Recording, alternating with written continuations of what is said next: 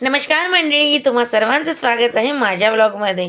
मी सौ आशा हटवार आणि ही बघा माझी मुलगी आहे म्हणते. तुम्हाला कशी वाटली ते सांगाल. तर मंडळी, आज आहे रविवार, वर्षाचा पहिला रविवार आणि आज आहे सर्व बाहेर कामाला जाणाऱ्या व्यक्तींना सुट्टी, पण आम्हाला नाही. बघा घडीमध्ये वाजल्यात 2:30 आणि अजून आमचं जेवणाचा ठिकाणा नाही आहे.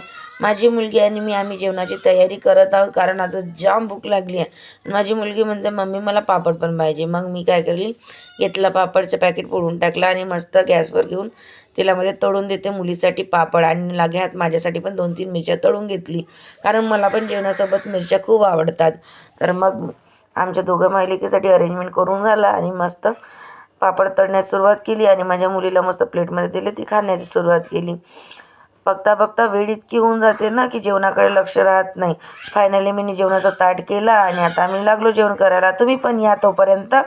बाय.